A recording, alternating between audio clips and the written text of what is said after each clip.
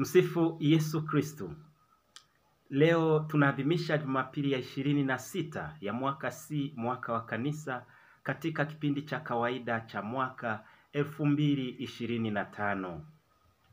Masomo yetu, somo la kwanza linatoka katika kitabu cha Nabii Amosi, sura ya 6 aya ya kwanza na aya ya 4 hadi ya 7. Somo la pili linatoka katika waraka wa kwanza wa Mtume Paulo kwa Timotheo, sura ya 6 aya ya 11 hadi ya 16. Na Injili takatifu inatoka kwa mwinjili Luka, sura ya 16 aya ya 19 hadi ya 31. Katika utangulizi wetu, Mungu aliumba ulimwengu na utajiri wake wote ili wanadamu wote waweze kutumia ulimwengu kumtukuza Mwenyezi Mungu, lakini pia kutafuta uzima wa milele.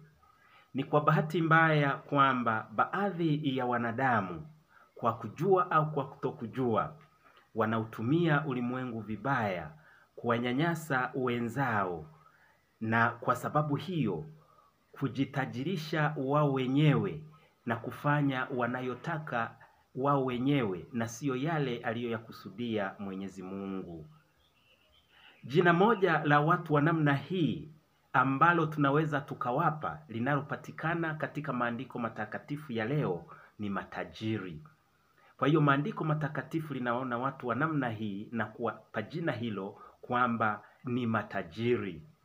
Kwa sababu hiyo, neno matajiri katika maandiko matakatifu linavyotumika leo, linatumika katika upana wake kumaanisha watu wenye cheo, kumaanisha watu wenye mamlaka, kumaanisha watu wenye mali. Basi wapendwa ndugu zangu, vyote hivi, cheo, mali, mamlaka, si vitu vibaya kwa sababu vyote hutoka kwa Mwenyezi Mungu. Hata hivyo, uzoefu unaonesha ya kwamba si wote wenye kuvipata wanavitumia vyema kadiri ya mapenzi ya Mwenyezi Mungu. Bali uzoefu unaonesha kwamba vimekuwa vikitumika kuiba, kuwaibia watu wa Mungu. Watu wanavitumia kujistarehesha wao wenyewe. Watu wanavitumia kujizungushia ulinzi wao wenyewe. Watu wanavitumia kuishi kwa anasa. Watu wanavitumia kula na kunywa vizuri. Watu wanavitumia kuimba nyimbo za kejeli dhidi ya wale maskini ambao wanawaibia wao wenyewe. Watu wanavitumia kuvaa vizuri kwa anasa. Watu wanavitumia vitu hivi kuvuruga mipango ya Mwenyezi Mungu badala ya kuvitumia kutafuta ufalme wa Mwenyezi Mungu.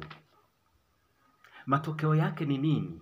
Matokeo yake ni kwamba wanaamsha hasira ya Mwenyezi Mungu, maana wanatumia vitu vyake mwenyewe kumtukana mwenyewe na kuwatukana watu wa Mwenyezi Mungu na kuwatendea ndivyo sivyo, kuwanyanyasa watu wa Mwenyezi Mungu.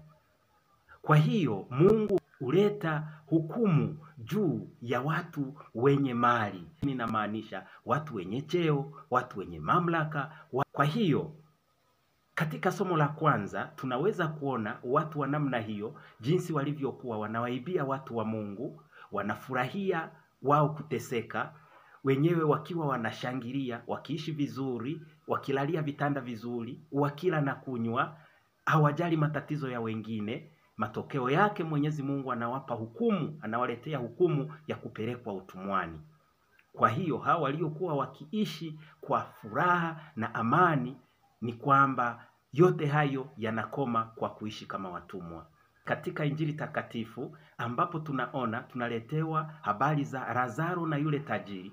Tajiri ambaye alikuwa akiishi kwa anasa, hamjali Lazaro, hajali shida za jirani ambaye ni Lazaro, pamoja na kwamba anaona kwamba anahangaika na hitaji chakula wala hamsaidii.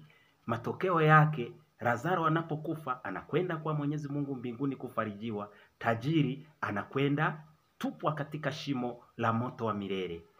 Matokeo yake naye anafanyaje? Anaishi utumwani. Kwa nini anaishi utumwani? Nitakueleza hapo baadaye.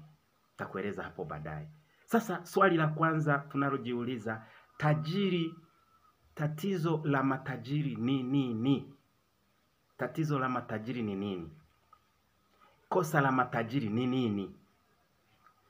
Kosa la kwanza la tajiri au la matajiri ni kupoteza lengo la kuumbwa kwao. Kwa sababu sisi binadamu tumeumbwa na Mwenyezi Mungu kwa lengo. Lengo la kwanza ni kumjua Mungu, kumpenda Mungu, kumtumikia Mungu na mwisho kufika kwake mbinguni. Ndilo lengo letu la kuumbwa. Tukilikosa hilo lengo, basi tumepoteza kila kitu. Sasa matajiri tuliowasikia, tajiri wa Lazaro na wale tunaowasikia katika somo la kwanza, wanapoteza lengo la kuumbwa kwao. Matokeo yake wanajitengenezea lengo lingine la maisha ambalo ni kutafuta mali, kula, kunywa, kufanya anasa kwa lengo lao. Na hapo wanakuwa wamekosea sana. Kwa sababu lengo la kuumbwa kwetu ndio linapaswa kututengenezea lengo la maisha yetu. Kwa hiyo kama watu wa Mungu walipaswa waishi kwa kumtafuta Mwenyezi Mungu, kwa kupitia hivyo walivyokuwa navyo kumtafuta Mwenyezi Mungu ili walifikie lengo kuu la kumfikia yeye Mwenyezi Mungu. Kwa hiyo kosa la kwanza kabisa walilolifanya watu hawa ilikuwa ni kupoteza lengo la kuumbwa kwao. Katika maisha yako jitahidi usipoteze lengo la kuumbwa kwako. Kosa la pili walilolifanya ni kujisahaulisha kwamba maisha haya ni mafupi na baada ya maisha haya kuna maisha mengine. Wenyewe wanafikiria kwamba kuwa na mali, kuwa na cheo, kuwa na mamlaka kitaweza kuzuia, hayo yanaweza kuzuia kifo chao. Haiwezekani.